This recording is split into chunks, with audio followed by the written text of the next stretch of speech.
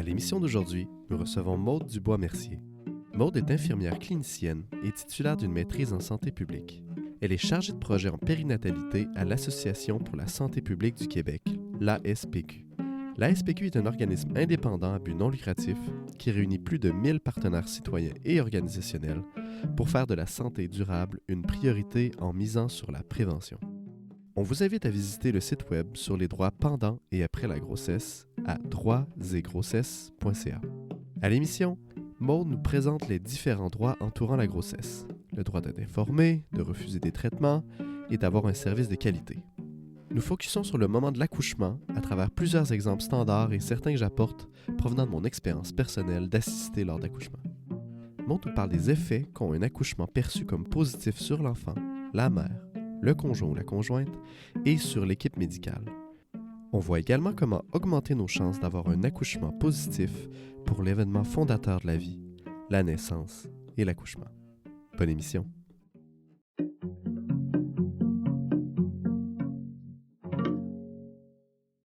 Bonjour Maude, bienvenue à Parlons éthique. Bonjour Kevin. Tu viens nous parler en fait des droits qui entourent l'accouchement. Comment est-ce que tu aimerais commencer la discussion? J'ai envie de partir de quelque chose de concret. Quand on tombe enceinte, quand on vit une grossesse, qu'on accouche, c'est des nouvelles situations, même si ça fait plusieurs fois. Chaque fois, c'est nouveau. Ce qui nous amène à prendre évidemment plein de décisions. Puis, c'est des décisions importantes. Peu importe ce qui se passe avec la grossesse, l'accouchement, les décisions qu'on va prendre ont un impact important sur ce qui va arriver. Ce qui fait que c'est important de savoir que ces décisions-là sont protégées par des droits. Puis ça, c'est souvent méconnu ou voire inconnu. De facto, les droits sont là pour être respectés. Puis, les droits vont concerner toute la période périnatale. Périnatale, c'est du moment que tu décides de vouloir tomber enceinte à un moment donné à à peu près 1 an ou 2 après l'accouchement, quand le bébé a 1 ou 2 ans. Mais là, si je te propose qu'on va parler juste de l'accouchement. Ce qui va déjà être un bon morceau. Oui, c'est ça, voilà. Qui est le morceau le plus important. En fait, c'est comme un moment clé là, où il y a un court laps de temps où il y a beaucoup de choses qui se passent. Effectivement, c'est un moment d'une grande intensité. Les choses se passent vite. C'est un court moment, mais qui a des impacts qui vont vraiment se perpétuer, qui va avoir... Ça dure beaucoup plus longtemps que juste les quelques heures de l'accouchement. Oui. Ce serait quoi ces droits-là, donc, tu veux nous parler? Je pourrais y aller avec quelques exemples pour contextualiser, effectivement. Une des choses auxquelles on pense pour prendre une bonne décision, c'est qu'il faut être informé. Et c'est pour prendre justement des décisions qui sont éclairées. On parlait qu'on prenait beaucoup de décisions quand on est enceinte ou qu'on accouche. Une décision éclairée, c'est quoi? C'est lorsqu'on a les informations pour comprendre la situation, qu'on reçoit les informations qui sont justes, qui sont complètes, puis qui sont comprises aussi sur une situation donnée. Alors, par exemple, il y a une femme qui pourrait recevoir de l'information sur rompre les membranes quand on veut crever les os pendant l'accouchement. C'est une intervention qui est possible, qui peut être proposée par l'équipe de soins, mais avant de décider si oui ou non elle le souhaite, il faut qu'elle reçoive les informations sur pourquoi on lui propose ça. Est-ce qu'il y a des inconvénients, des avantages? Est-ce qu'il y a des alternatives? Puis, c'est quoi le déroulement de la procédure? Fait que ça, c'en est un exemple. Puis là, oui, vas-y. En fait, cet exemple-là, c'est quelque chose que j'ai déjà vécu. Et c'est difficile à ce moment-là, avec toute l'intensité. J'ai l'impression qu'il faut se rappeler aux auditeurs et auditrices qu'à ce moment-là, il y a des cris, on a de la difficulté à écouter, on a de la difficulté à prendre des décisions. Donc, c'est quelque chose qui est extrêmement difficile à faire en pratique. Et qu'on doit tenir en compte en ça quand on parle d'informer correctement. C'est un moment où les personnes qui informent doivent prendre compte aussi de ce contexte-là pour que la personne puisse vraiment prendre une décision éclairée. Oui, c'est sûr qu'on n'est pas dans un bureau de médecin où tout le monde est calme et posé. Il reste que pendant l'accouchement, il y a des moments de calme. Et même si c'est une grande intensité puis qu'on vit de la douleur, on peut très bien communiquer. C'est possible d'avoir une relation respectueuse de confiance, une communication efficace, même dans des moments très intenses. Il y a même le moment avant, le moment intense d'accouchement, quand les personnes arrivent à l'hôpital. C'est un moment clé, j'imagine, pour Oui. parler de ces procédures qui peuvent arriver et de prendre déjà des décisions éclairées à ce moment-là. Il y a beaucoup de décisions qui s'installent en amont, là, donc avant. Puis lorsqu'une femme se présente pour accoucher, il y en a beaucoup qui ne sont pas encore en grande douleur, là. Alors, il y a des choses là, qui peuvent se discuter. Puis, lorsqu'une relation de confiance s'installe, puis on en parlera un peu plus tard, lorsqu'il y a des situations où le contexte est moins favorable parce que justement, il y a de la douleur ou il y a une urgence qui se présente, bien, les décisions peuvent se prendre plus efficacement, plus rapidement. Alors, tout le monde en sort gagnant, finalement. J'ai envie de relancer sur des exemples aussi sur... je parlais de consentement parce que prendre une décision, bien, ça signifie que la personne nous demande le consentement avant de poser un geste. Donc, avant, par exemple, de rompre les membranes. Ça aussi, c'est vraiment un concept clé dans les soins de santé parce qu'une personne a le droit d'accepter, de refuser, de reporter ou de changer d'idée à propos d'un soin. Puis, le personnel doit respecter cette décision-là, peu importe les conséquences que ça va avoir sur sa santé. Évidemment, il faut avoir eu l'information, puis le personnel soignant est là pour la donner. Alors, c'est un acteur clé encore dans ce processus-là, mais la décision revient à la femme, puis on doit respecter à ce moment-là cette autonomie-là. Donc, premier droit, être informé avant une procédure. Quel serait un autre droit que tu voudrais mettre de l'avant? Bien, justement, le respect des décisions prises, que je nommais comme le consentement. Si je peux en proposer un troisième qui revient beaucoup en santé, c'est recevoir des soins qui soient adéquats sur le plan scientifique, humain et social. Bon, ça a l'air être un fourre-tout, puis effectivement, mais on va concrétiser ça un peu. Lorsqu'on accouche, le bébé peut être déposé en peau à peau. Ça veut dire directement sur le corps de la femme ou du conjoint, mais c'est plus bénéfique pour la santé du bébé et de la femme si c'est femme-bébé. Okay. Alors, peau à peau, ça, c'est reconnu par une littérature très, très, très riche qui détaille tous les bénéfices, les bienfaits et pour l'enfant et pour la mère. Alors, elle a le droit de recevoir le meilleur des soins. Et ça en est un. Elle a le droit de dire « je garde mon bébé contre moi » parce que c'est les meilleurs soins. Et on n'a pas à contrecarrer ce droit-là. Évidemment, si on va dans les exceptions, s'il y a un problème de santé de la mère, l'enfant, si la mère ne veut pas, mais on peut s'asseoir sur ce droit-là, c'est de recevoir les meilleurs soins. À ce moment-ci, elle y a droit. Donc, sur un plan scientifique, humain et social. En fait, les trois en même temps. Oui, tout est là. Voilà. Est-ce que tu as d'autres exemples de ce genre de trucs-là? Parce que lui, on dirait que c'est comme un exemple intéressant, mais durant le moment de l'accouchement, par exemple, s'il y aurait quelque chose d'un petit peu... Mais le plan humain, on pourrait penser d'être accompagné. C'est reconnu, encore là, par une documentation, des données probantes, que l'accompagnement est un élément extrêmement important dans la gestion de la douleur, dans l'expérience de l'accouchement. Cette femme-là qui accouche a droit d'être accompagnée par quelqu'un de significatif qui va l'accompagner dans ce moment-là très important. Et qui peut l'aider aussi à prendre des décisions, etc. Exactement, tout à fait. Et est-ce que cette personne-là peut, si la personne n'est pas capable de prendre une décision à ce moment-là, est-ce qu'elle peut prendre des décisions pour la personne si la personne qui accouche a déjà décidé de donner ces droits-là? Est-ce qu'on peut le transmettre à la personne qui nous accompagne? C'est une bonne question. Je ne suis pas avocate. Fait que ce que je sais, c'est que la personne qui est jugée apte est toujours celle qui a le dernier mot. Mais effectivement, il peut avoir une entente, mais légalement non, mais dans la salle d'accouchement, un accompagnant pourrait aider la personne à défendre ses droits, ses choix, effectivement, là, pendant l'accouchement. Il y a des accompagnatrices, c'est leur travail, en fait, si je me souviens bien, je me souviens pas du terme. Oui, une doula. Oui, c'est ça, exact. Oui. Les doulas, c'est des personnes qui viennent accompagner pour le soulagement de la douleur, l'expérience, soutient la femme avant, pendant et après un accouchement. Elle pourrait parler effectivement au nom de la femme, pas d'un point de vue légal, mais pour bien expliquer les besoins et les valeurs de la personne qui accouche, effectivement. Et je pense qu'un autre point pratique là, qui est très important, c'est il est possible de faire un espèce de devis qui dit voici le genre de choses auxquelles je consens et je ne consens pas en arrivant et que tu peux présenter à l'infirmière qui te reçoit. Oui, j'aime le mot devis. Je ne me souviens pas du terme, mais je dis ça. Non, c'est bien. Je vois tout de suite de quoi tu parles. On appelle ça un plan de naissance. Plan de naissance, oui. Oui. Je trouve que devis, ça décrit bien. Oui, effectivement, on peut rédiger un plan de naissance. On y inscrit ce qu'on souhaite vivre comme expérience, les valeurs. Alors, j'aimerais vivre ça de façon très intime avec mon conjoint, avec ma mère, ou j'aimerais que les lumières soient tamisées.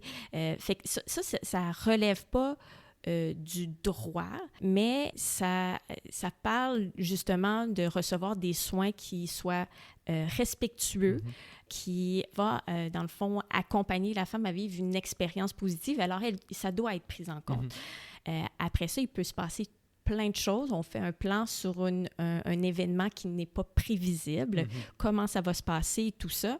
Il faut s'attendre à ce que les choses ne suivent pas. C'est pas un plan qui décrit les étapes, plus que le souhait, en général, l'ambiance. Alors, je veux qu'on discute. Alors, de dire, je ne veux pas telle procédure, comme je ne veux pas de forceps. Effectivement, je pense qu'il n'y a personne qui se dit, j'aimerais avoir un forceps, mais il y a des situations où le médecin va le juger nécessaire. Toutefois, le fait que savoir que la femme ne le souhaite pas, ça pourrait entamer une conversation entre les deux pour que si une situation comme ça se produise, ils se soient déjà entendus. Fait que c'est une belle porte pour ouvrir des conversations, pour installer une relation de confiance, là. Exactement. En fait, nous, on avait fait un là, pour notre deuxième accouchement. Et un point qui est intéressant, c'est qu'il y avait des choses que je veux qu'il arrive, des choses que je veux pas qu'il arrive, qui étaient inscrites dessus. Par je vais le dire, ma conjointe. Et il y avait une discussion avec l'infirmière qui s'occupait d'elle à ce moment-là, dire non, ça, on doit absolument le faire dans ces genres de conditions-là. OK, d'accord, j'accepte. Donc, il y avait déjà une espèce de préconsentement dans certains cas exceptionnels, etc. Donc, ça avait bien ouvert la porte. Mais le petit problème qu'il peut y avoir à ça, qu'il faut avoir toujours en tête, qu'on a vécu, c'est qu'il y a beaucoup de personnel médical. Et des fois, tu as une personne ressource. Ah, là, elle est en pause. Ah, là, elle a fini son chiffre, etc. Parce que l'accouchement peut durer longtemps. Ou des fois, tu arrives à un moment où c'est un changement de chiffre. Et c'est là que ça peut devenir plus difficile, où tu as déjà donné des indications claires. La personne consent, oui, effectivement, on peut le faire de cette façon-là. Et ensuite, il y a un changement de chiffre où le médecin arrive juste pour l'accouchement et cette personne n'est pas au courant. Ce genre de choses-là est arrivé. Le plan de naissance est un début, mais il y a une difficulté aussi à peut-être réussir à avoir le message passé à tous les intervenants et intervenantes. Tu parles en fait de continuité de soins. Puis, c'est un élément clé aussi, j'aime dire ce mot-là, c'est un élément clé dans l'expérience de soins, mais en accouchement particulièrement. Puis, c'est vrai que dans l'organisation des soins, ce n'est pas toujours possible avec... comme tu as nommé, les changements de chiffres, le roulement de personnel, les urgences qui se présentent. Fait que oui, ça pose des problèmes, effectivement, dans l'établissement de communication, là, de confiance respectueuse, puis une relation là, entre deux personnes. Donc, si on résume, on a le droit d'être informé, on a le droit d'avoir les décisions qu'on prend peuvent être respectées, et on a le droit d'avoir les meilleurs soins sur un plan scientifique, humain et social. Très bien, c'est un bon point de départ. Et là, si ces droits-là ne sont pas respectés, quel genre d'impact que ça peut avoir sur la personne qui accouche, sur le couple, sur la famille, sur l'enfant, etc. Donc, est-ce que tu pourrais nous dire les impacts à long terme ou à court terme de ce... J'ai envie d'y aller à l'inverse. Alors, comment respecter les droits va venir avoir des impacts positifs sur... puis ça, c'est moins connu, mais sur la santé, pas juste le bien-être, mais la santé de la femme, du conjoint, du partenaire, du bébé, du nouveau-né, mais aussi du personnel soignant. Oh, c'est vrai qu'on les oublie un peu dans notre équation. Voilà, les autres, mais ils sont là, puis eux aussi, ça a un impact. Fait que reprenons du début. Ce qui arrive, c'est que lorsqu'on respecte les droits, ça contribue à vivre une expérience d'accouchement plus positive. Puis, vivre une expérience positive, c'est ça finalement qui va avoir un impact sur la santé. Là, il y a un consensus d'experts internationaux qui a bien documenté ça. Puis, c'est une des premières recommandations pour l'expérience de santé positive, respecter les droits des femmes pendant l'accouchement. Fait que là, on pense à expérience positive, un plan de naissance, tout se passe bien, des licornes, tout ça. C'est pas ça une expérience positive. Ça signifie pas un accouchement qui n'a pas d'imprévu. Il peut y avoir des imprévus pendant un accouchement, même si on le sent, on le qualifie de positif. Il peut y avoir des complications, il peut y avoir de la douleur. Ça signifie plutôt qu'on se sent écouté, accompagné, puis qu'on a une part active pendant tout l'accouchement. Fait que ça va au-delà aussi, ce qu'on pourrait croire, là, du résultat. La maman est en santé, le bébé est en santé.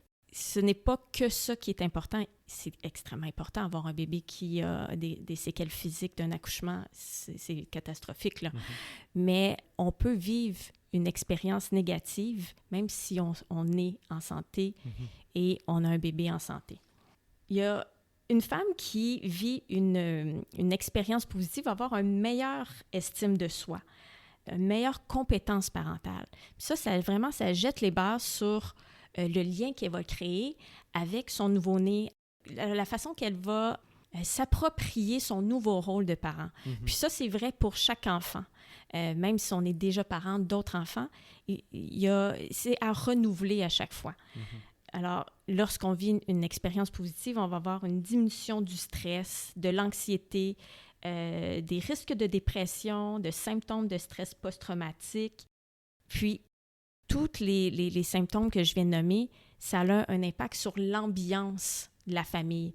Alors, peu importe si le conjoint a ressenti l'expérience d'accouchement comme négative, même s'il peut le qualifier de positif, il reste que si sa partenaire ne se sent pas bien, ça va avoir un impact sur lui. Tu avais parlé de dépression. Là, on parle souvent de l'expression qu'on a quand on parle d'accouchement et de dépression. On entend dépression postpartum. Et la façon dont c'est... Utiliser un mot latin, premièrement, ça donne l'impression que c'est comme une espèce de maladie biologique. C'est comme l'impression qu'on a où on dit « Ah, OK, il y a comme quelque chose qui se passe, c'est les hormones, c'est normal d'avoir une dépression postpartum. » Est-ce qu'il y a une relation entre cette expérience-là qui serait vue comme non positive ou négative et d'avoir une plus grosse chance d'avoir une espèce de dépression qu'on appellerait postpartum? Oui, postpartum, c'est après l'accouchement. Les femmes qui ont vécu une expérience de grossesse ou d'accouchement négatif ont plus de chances de faire une dépression pendant la période postpartum. Tout à fait. Effectivement, il y a des raisons biologiques, les fluctuations hormonales et tout ça, mais ça peut être déclenché par des facteurs environnementaux ou amplifiés. Puis, une expérience négative vient quand même assez haut en tête de liste dans les facteurs environnementaux qui peuvent les favoriser. Je dirais que on parlait du conjoint, là, justement. Un conjoint qui ne qualifie pas l'expérience d'accouchement, parce qu'on se rappelle, il est là aussi souvent pendant l'accouchement. Alors, même si ce n'est pas lui qui accouche, il y a un regard, il est témoin. Alors, même si il ne le vit pas, il peut déterminer que son expérience a été négative pour plein de raisons. Pendant l'accouchement, il peut s'être senti pas assez équipé pour soutenir sa femme qui est en douleur. Il peut s'être passé des choses avec le bébé, a eu peur. Des fois, on voit le bébé naître, puis on ne s'attend pas à ce qu'il ressemble, puis ça peut choquer. Donc, cette sensation-là peut être ressentie aussi par le conjoint, puis peut aussi, à ce moment-là, développer des symptômes suite à une expérience négative. Alors, une augmentation du stress chez le conjoint, mais aussi une diminution des capacités d'adaptation. Puis, on s'entend, là, quand on devient parent, on a besoin de beaucoup de capacités d'adaptation. Alors, si on se sent moins capable de rebondir, d'être résilient devant les milliards de petits défis qui se présentent dans les jours, les semaines et les mois, ça impacte beaucoup, beaucoup la dynamique familiale et le lien avec l'enfant. Puis, le lien avec l'enfant, j'aimerais aussi faire une petite parenthèse. Un nouveau-né, sa santé, son bien-être, son développement s'appuie sur le lien qu'il fait avec les adultes qui sont responsables de lui. Alors, si une personne vit une dépression, de l'anxiété, il est beaucoup moins disponible. Puis, ça va avoir nécessairement un impact. Ça ne veut pas dire que les personnes qui ont une dépression vont faillir à leur tâche de soutenir leur bébé, mais c'est un défi supplémentaire qui on peut se l'éviter justement si on favorise, par exemple, une grossesse, un accouchement qui se vit positivement par les parents. Parlant d'enfants, justement, un enfant dont les parents, dont la mère a vécu un accouchement positif, une expérience positive, pardon, il y a plus de chances d'être allaité. Puis là, je dis ça vraiment, je veux dire à vos auditeurs, auditrices que c'est pas une question qu'on force une femme à allaiter, mais si son souhait, c'est d'allaiter, il faut lui permettre d'avoir les conditions. Alors, c'est une condition qui favorise, en fait, l'allaitement. Alors, ça peut être un deuil pour elle aussi, donc une peine de plus à porter si elle ne sent pas les ressources pour entamer cette tâche-là qui est assez considérable quand même, là, l'allaitement d'un nouveau-né, c'est pas gagné d'avance pour la plupart. La tâche d'allaiter, physiquement, revient évidemment à la femme, même si le conjoint a beaucoup à faire dans le soutien vraiment actif. Et ça, il n'y a pas de doute. Mais lorsque on se sent envahi par l'anxiété, par une humeur dépressive, allaiter 12 heures par jour, c'est quand même éreintant. On part avec une prise, mettons. Et les gens qui n'ont pas d'enfants, c'est nuit et jour, les premiers jours. Donc, c'est pas... Pas juste c'est les pas premiers jours. Oui, premier jour qui va très loin. Oui. C'est un manque de sommeil, l'anxiété que de la difficulté à te rendormir. Donc, si t'es moins anxieux, tu peux mieux te rendormir. Il y a 1 million de facteurs qui fait que il peut y avoir une interaction entre le sommeil, l'énergie et c'est très, très juste ce que tu dis. C'est tout à fait bien. C'est quand tu l'as expérimenté, tu fais « Oh, il y a 1 million de petits détails comme ça qui fait que c'est un peu plus demandant qu'on s'imaginait. » Oui, voilà. OK, donc ça a des grands impacts sur la mère, le père, l'enfant. Et il nous reste en dehors de la famille, tu parlais du personnel soignant. Oui, parce que ce que j'aimerais que les auditeurs et les auditrices se souviennent, c'est que tout le monde est gagnant là, de respecter les droits. Puis, ça a même des effets sur les gens qui agissent auprès des familles pendant l'accouchement. Puis, le personnel soignant, ça en est. C'est une infirmière, un médecin qui est témoin d'un accouchement, qui va qualifier de négatif ou de traumatique. Puis là, petite parenthèse ici, c'est pas nécessairement que physique. C'est pas ça peut être dans les interactions, ça peut être justement dans des relations qui sont non respectueuses entre deux personnes. Alors, lorsqu'il qualifie l'accouchement négatif, le personnel soignant a aussi des effets comme le trouble du sommeil, de l'anxiété, des flashbacks, ça peut être même physique, des palpitations cardiaques, l'hypervigilance, de la fatigue. On se rapproche beaucoup des symptômes de stress post-traumatique encore aussi. Puis, chose aussi importante à noter, parce que là, on parle plus individuellement, mais de façon plus macro, il y a une baisse de l'empathie qui est observée chez les personnes qui ont vécu des événements négatifs pendant l'accouchement, ce qui va amener une diminution de la qualité des soins. Puis une diminution de la qualité des soins, c'est que là, on s'investit moins, on se retire. On peut peut-être émettre l'hypothèse que c'est pour se protéger de d'autres événements comme ça. On n'a pas l'énergie de s'investir de la même façon. Alors, moins disponible pour créer une relation de confiance, mieux communiquer. Puis là, la roue tourne, plus de chances, effectivement, de brimer des droits, puis de revivre une situation négative.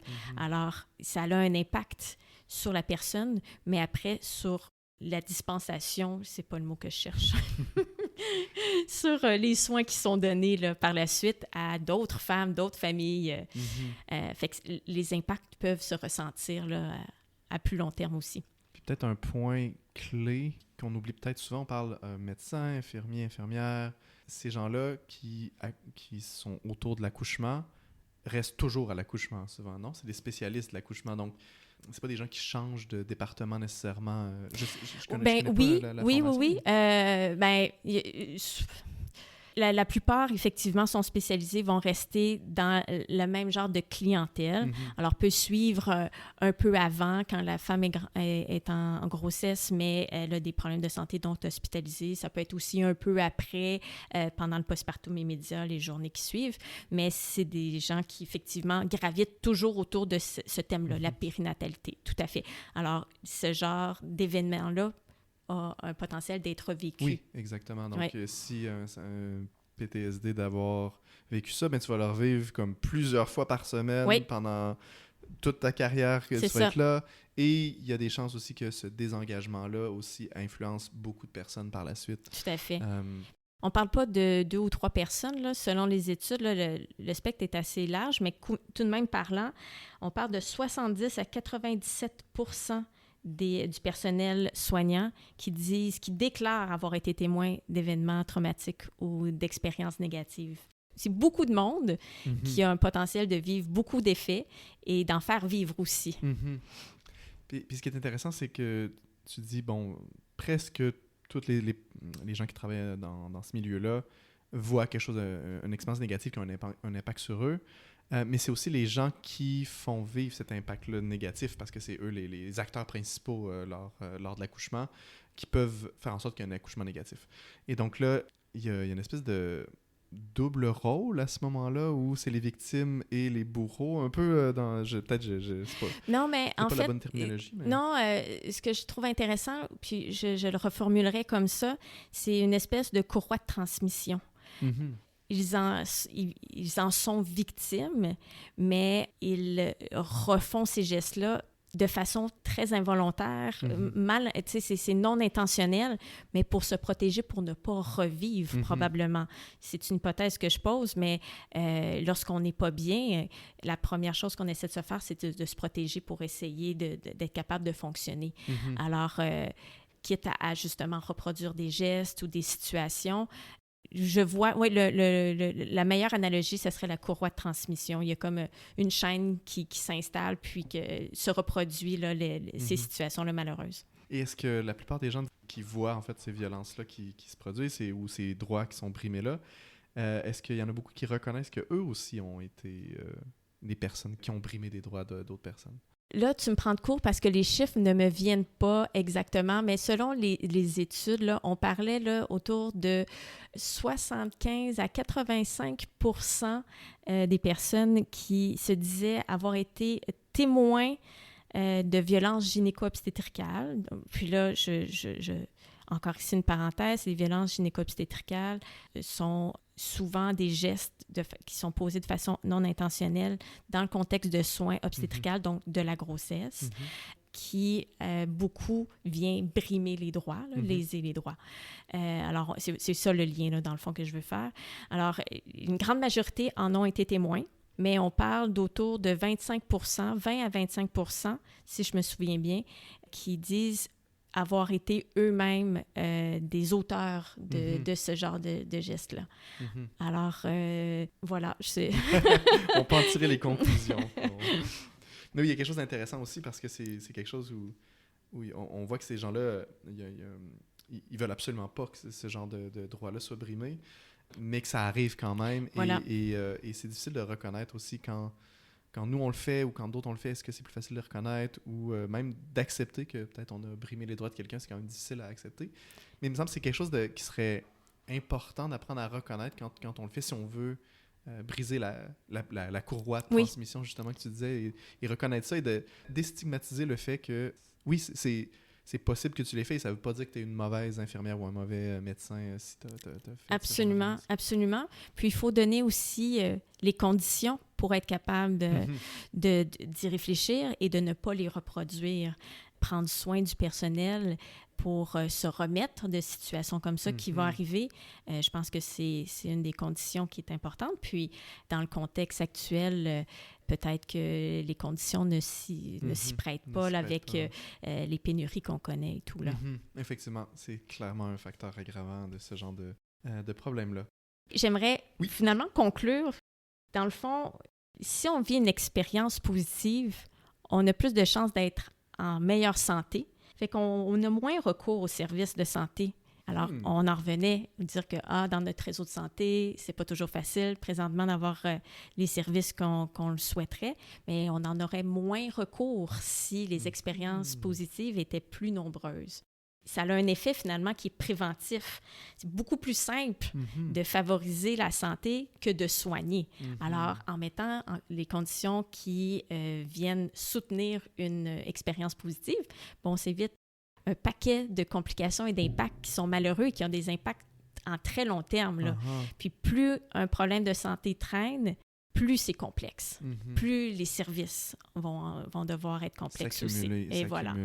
Alors, de prévenir à la source, c'est la solution la plus simple et aussi la plus souhaitable pour tout le monde. Comment est-ce qu'on fait ça, Maude? La grande question, mon Dieu. Bien là, justement, je parlais que ça impacte beaucoup de personnes. Bien, finalement, les solutions concernent tout le monde. Le respect des droits, c'est une responsabilité qui est partagée. Autant par les professionnels que la femme, leurs proches.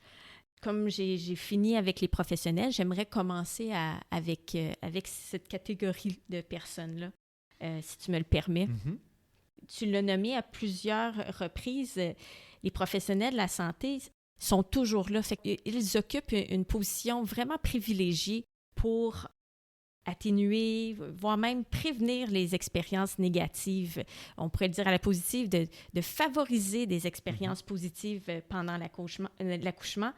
Et ça, même si on est en présence d'une grossesse ou d'un accouchement qui est complexe. On l'a vu plus tôt, une expérience positive, c'est pas nécessairement sans imprévu, sans complications, sans douleur. La clé, je le répète depuis le début, puis je le redis encore, c'est l'écoute puis l'implication active de la femme tout au long de l'accouchement. Le respect des droits s'appuie là-dessus. Ça favorise en même temps, c'est ça qui est merveilleux, écouter puis impliquer activement, ça favorise et le respect des droits parce qu'on informe, on attend le consentement, on donne les soins qui sont nécessaires et on favorise aussi une expérience positive. Alors, il y a un cercle vertueux là, qui s'installe. Et peut-être en termes d'expérience personnelle, lors de notre premier accouchement, on est arrivé un peu tôt. Le premier accouchement, les gens arrivent tôt, puis le deuxième accouchement, on arrive tard, puis le troisième, j'imagine, tu arrives juste à temps. Il faut se rendre jusque-là. et on est arrivé à l'avance, et là, il dit « Ah, vous êtes trop tôt. » On avait comme une espèce de bain où elle pouvait se coucher. Et là, on a rencontré personne pendant 1 heure, 2 heures. Je me disais, il me semble que c'est un moment clé où il y avait une relation qui pouvait se construire à ce moment-là.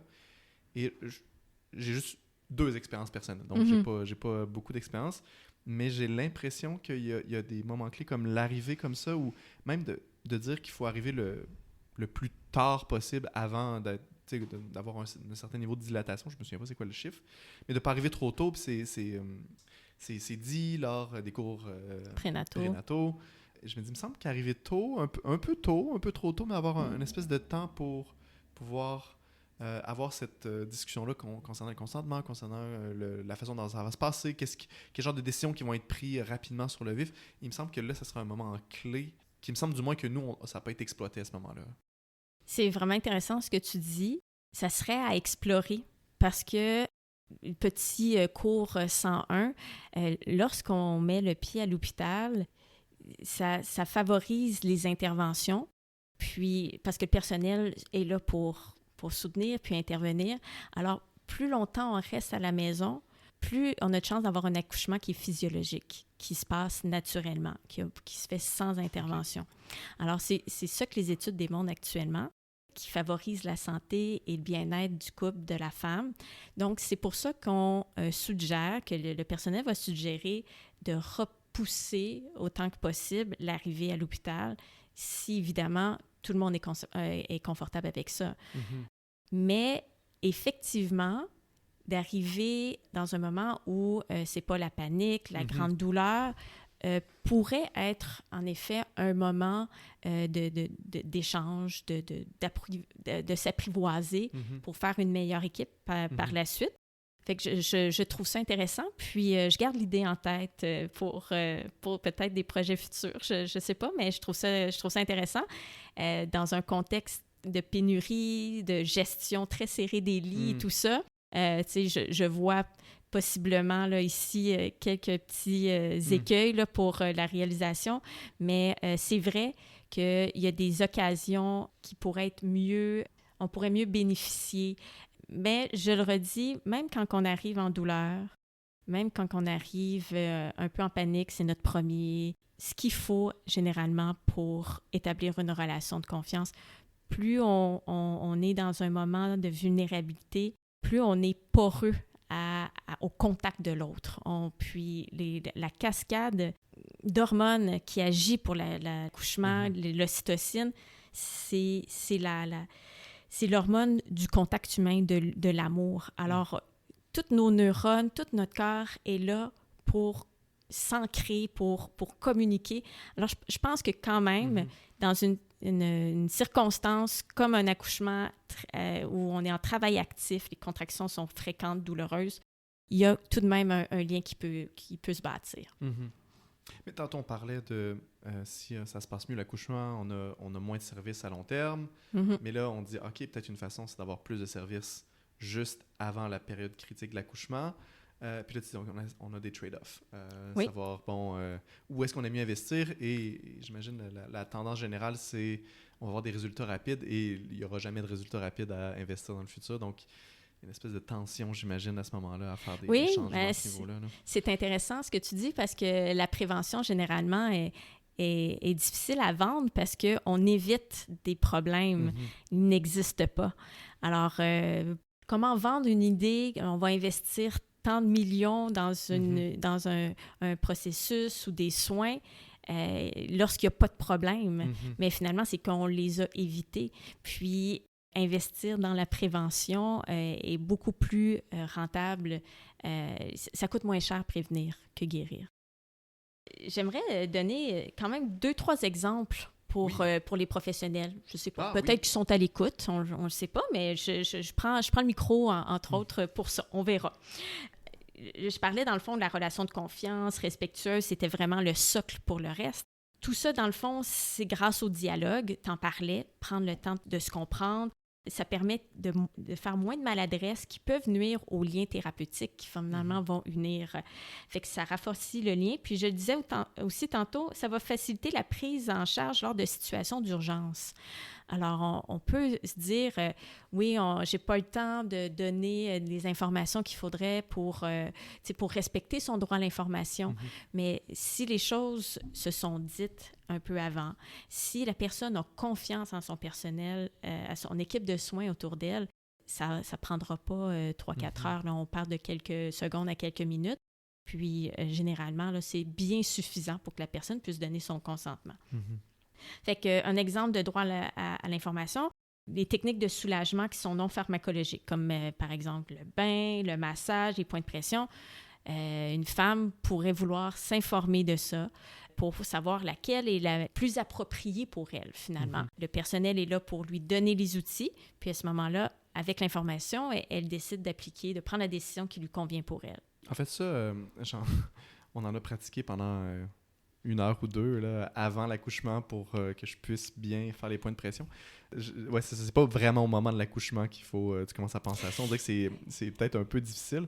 Mais oui, l'idée de point de pression, c'est créer la douleur ailleurs pour oublier la douleur à un endroit. Oui, donc, c'est exactement. C'est que juste que les gens sachent. Oui, le cerveau ne peut pas percevoir 2 sources de douleur en même temps. Alors, c'est de le distraire avec une autre source de douleur qui est plus gérable. Fait que ça va être des points gâchettes qu'on appelle, là, des points qui, lorsqu'on pèse, provoquent un inconfort puis vient annuler la douleur de la contraction. Effectivement, c'est toujours préférable de se préparer avant, mais il y a des choses qui se font quand même sur le fait.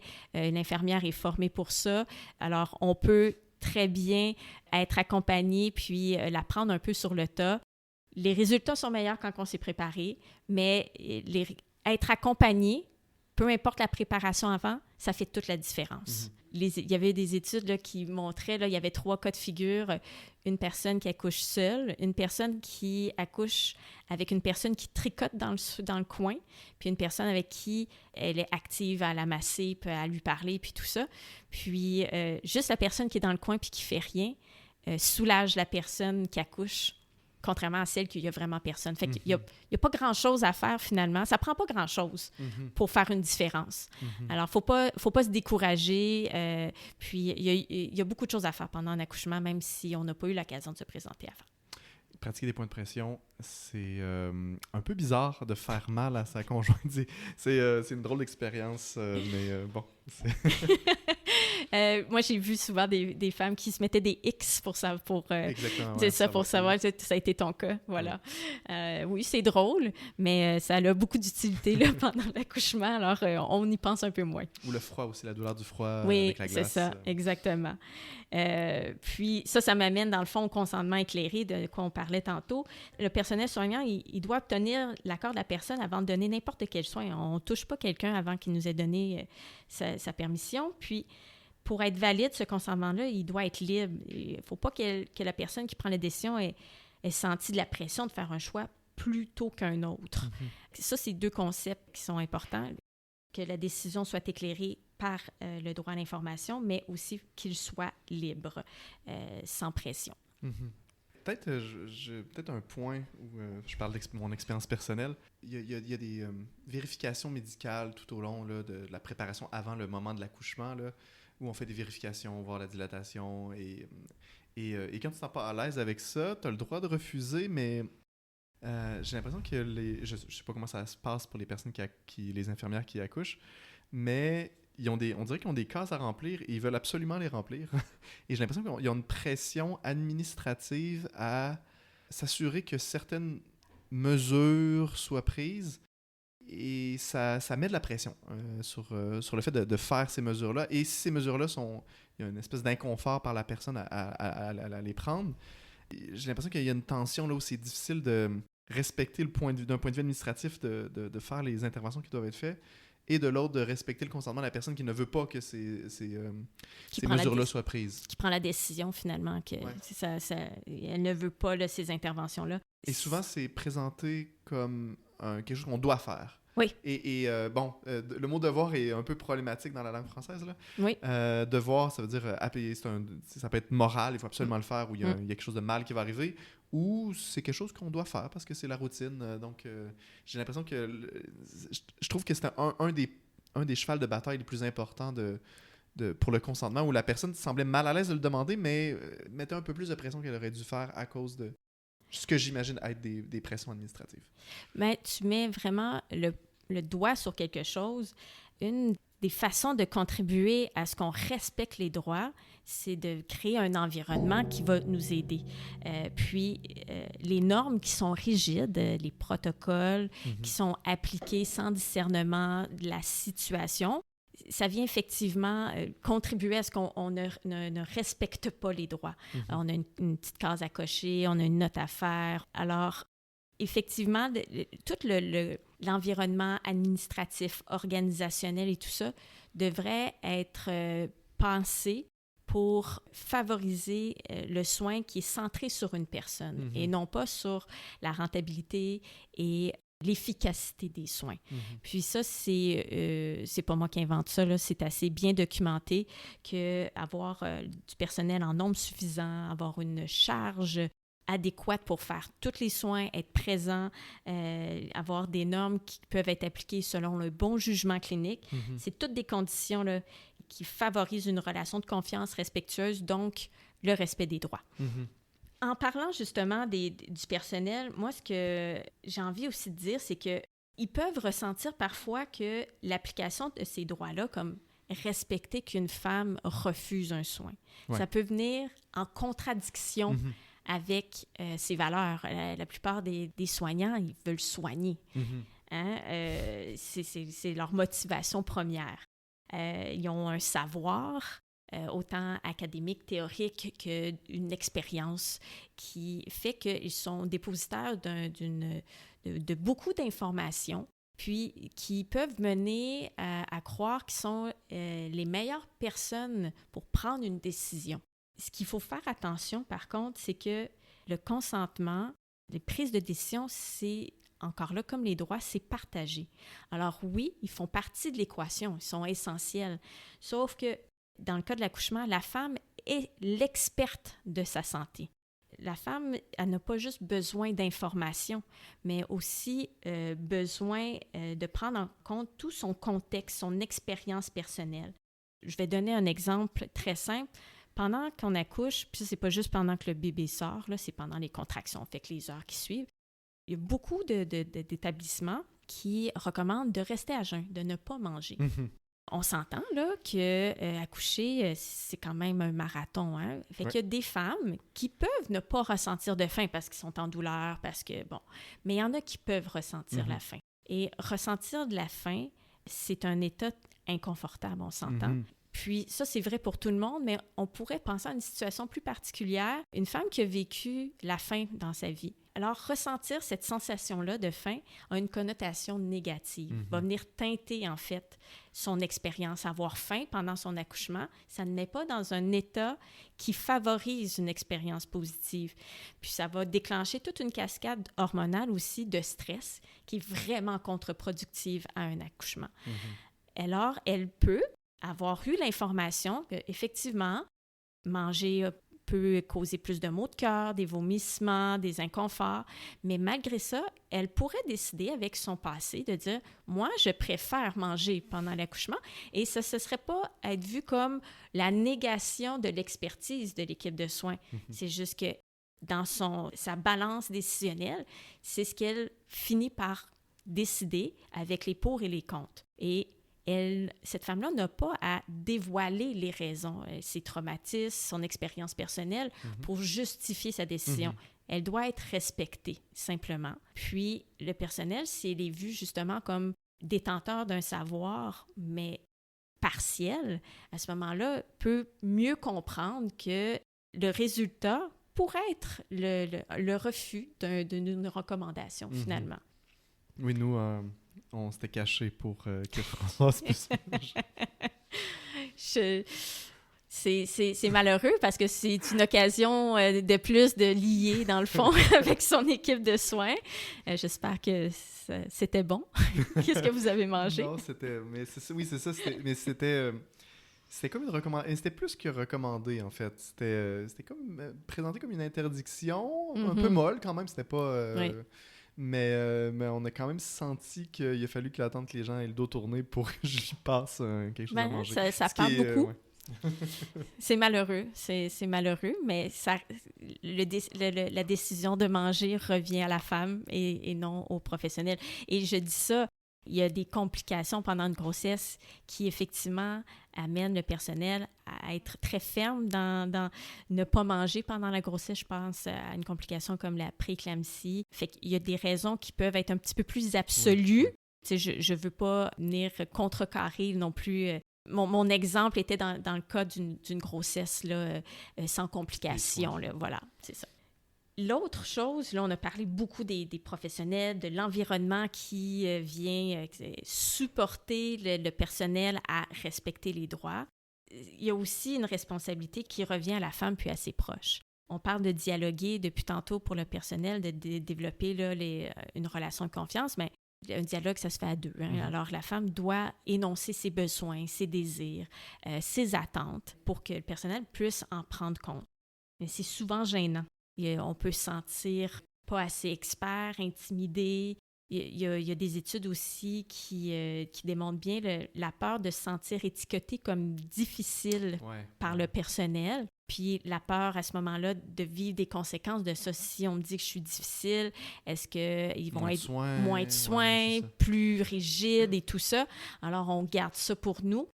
Alors c'est pour ça que je présente ça vraiment comme quelque chose de partagé. Autant le personnel doit être au fait de ces droits-là, mais autant que la femme doit les nommer. Puis, c'est en cheminant tous les deux qu'ils vont pouvoir se rencontrer pour justement vivre une expérience qui ressemble à ce que la femme désire vivre.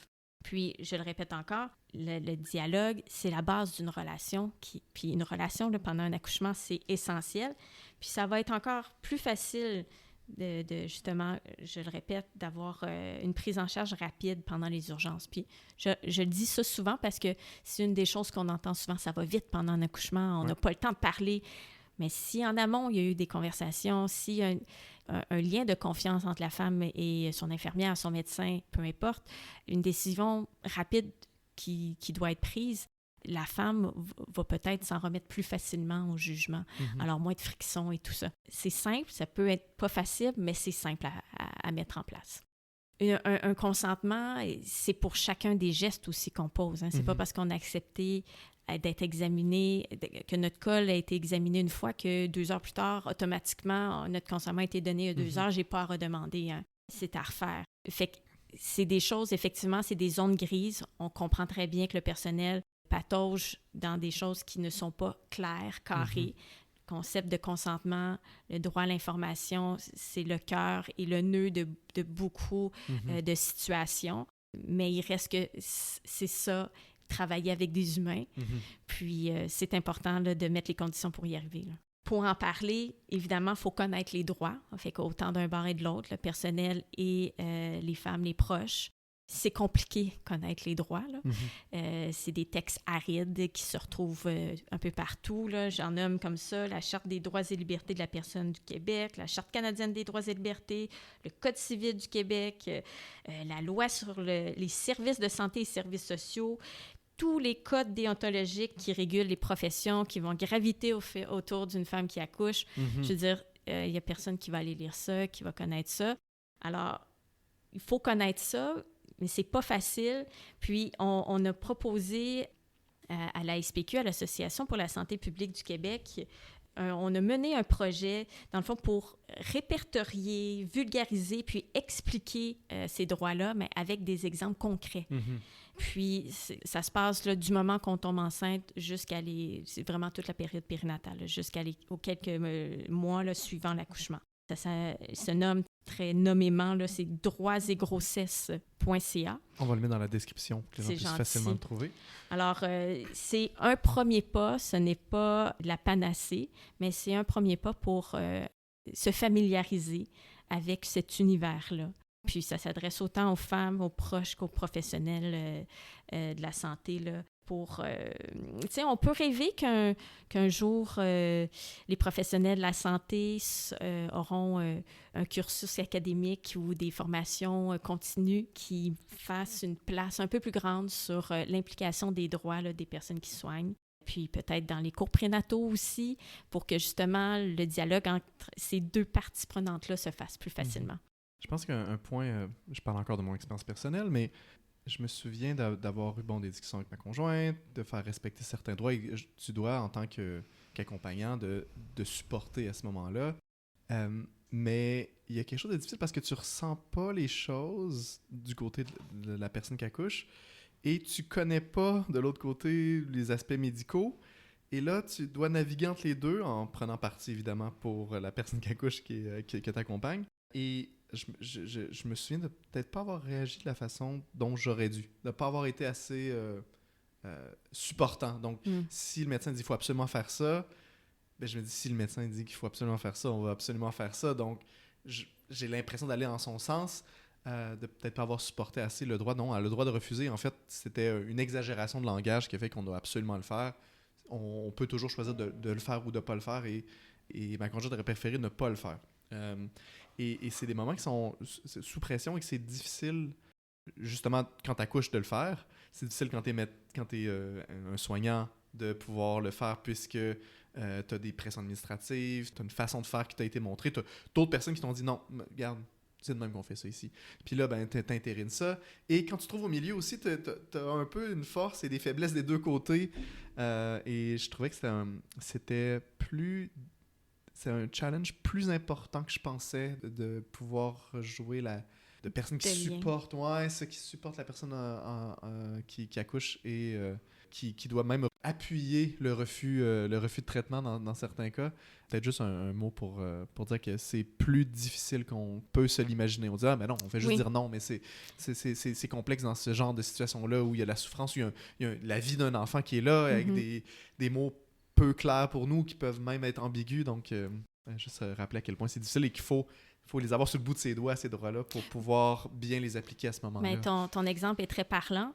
Puis, c'est d'autant plus important à ce moment-là d'être solide dans ces connaissances-là, parce que dans des situations comme ça, effectivement, l'émotion, l'urgence, la fatigue prend le dessus, tout à fait. Et des accouchements, ça dure des fois plusieurs heures. Là. Ça peut Oui, être oui. Ça une journée, 2 journées. Ouais. Donc, c'est à un moment donné, ça, la fatigue embarque. Et c'est peut-être à ce moment-là aussi que, même si tu es bien prêt, c'est difficile de rester alerte. J'ai envie de continuer aussi sur... Tu parles d'une situation où, justement, la défense d'un refus et tout ça. Des fois, il arrive que nos droits ne soient pas respectés. Puis, il y a des choses à faire si on le désire. Sur le site web, justement, droitsetgrossesses.ca, il y a toutes les démarches qui sont possibles de faire pour porter plainte. Puis ça, c'est possible autant pour la femme qui l'a vécu que pour un témoin. Ça pourrait être aussi un membre du personnel là, qui pourrait aussi le faire. Alors, il y a plusieurs moyens, puis chacun des moyens ont des résultats possiblement différents. Ils sont bien décrits, la démarche et tout ça. Ça peut être autant à l'ordre professionnel que les commissions aux plaintes d'un établissement, le protecteur du citoyen. Toutes ces démarches-là sont expliquées. Puis, il y a aussi c'est pas simple, là. On s'imagine là, que on vient d'accoucher, on ne sait pas trop là, pourquoi on ne se sent pas bien. On finit par comprendre que des droits ont été lésés. Se démêler dans cette bureaucratie-là, de faire valoir nos droits. J'ajouterais à un moment où tu as plein de nouvelles choses à apprendre, Exactement. t'as un nourrisson qui est là, ton corps se réadapte, tu reviens. C'est vraiment un moment qui est particulièrement difficile pour dire, j'ai entamé un processus de plainte qui n'est pas si simple que ça. Exactement. Mais il y a des ressources qui existent des ressources légales qui existent pour accompagner à travers ces démarches-là. Elles sont aussi là, disponibles sur le site web. Fait qu'on peut avoir de l'aide de personnes qui ont l'habitude puis qui ont l'énergie pour le faire. Puis, tu nommais justement que c'est une période extrêmement intense. Faire ces démarches-là ou pas, quand on vit une expérience difficile, des fois, il faut avoir du soutien. Puis, il y en a des ressources aussi qui existent pour écouter, accompagner en dehors des démarches. On peut décider ou pas d'en faire. Des fois, la décision, ça répète juste « je veux me relever de ça » pour mieux continuer à être présent pour ma famille. Alors, il y a une série là, de ressources à travers le Québec. Toutes les ressources qui sont disponibles, là, c'est des services à travers le Québec pour justement écouter, comprendre, puis proposer peut-être des solutions si c'est nécessaire là, pour épauler. Parfait. Est-ce qu'on a fait le tour de l'impression de tout ce que tu voulais dire? Je finirais simplement au sujet des plaintes que tout comme nommer un désir ou un besoin à un membre du personnel, ça peut être des fois intimidant, là. Mais lorsqu'on décide de faire une plainte, oui, il y a le concept de la réparation individuelle, d'avoir une certaine reconnaissance, mais il y a aussi la possibilité de remédier à une situation pour ne pas qu'elle se reproduise.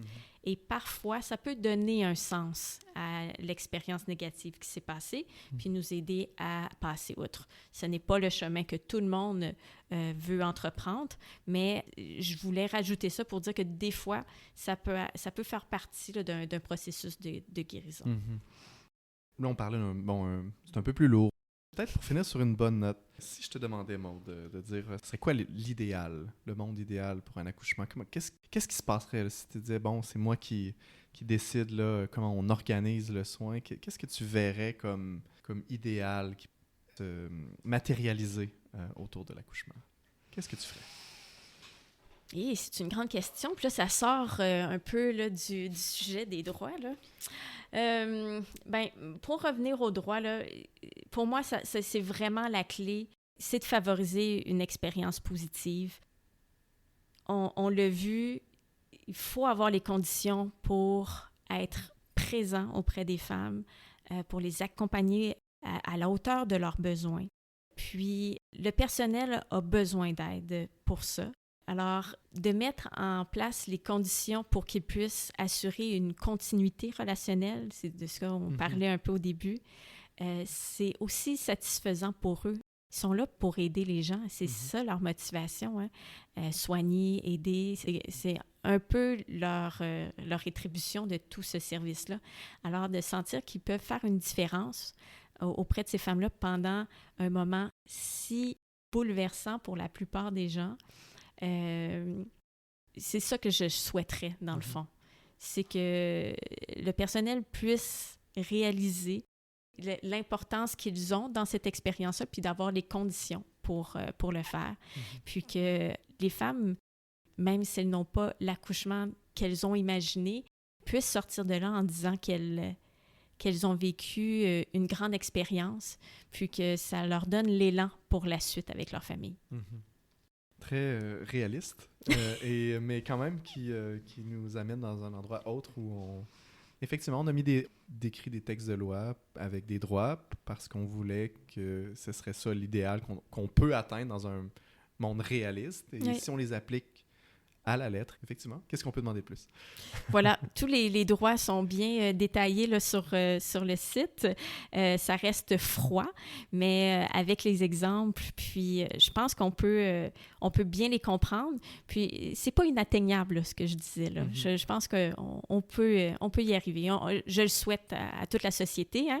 On le dit souvent, il faut tout un village pour élever un enfant. Puis les enfants sont aussi le potentiel d'une société. Alors, il faut se donner les moyens de nos ambitions. Puis ça, c'en est un. Parfait. Ben, merci Maude pour être venue à Parlons éthique et pour nous avoir informés sur les ressources disponibles, sur les droits qui existent, sur l'impact que ça peut avoir à long terme, peut-être un accouchement, alors qu'on s'imaginait que c'était quelque chose qui était restreint à un moment donné. Donc, merci pour l'information. Merci, ça me fait plaisir.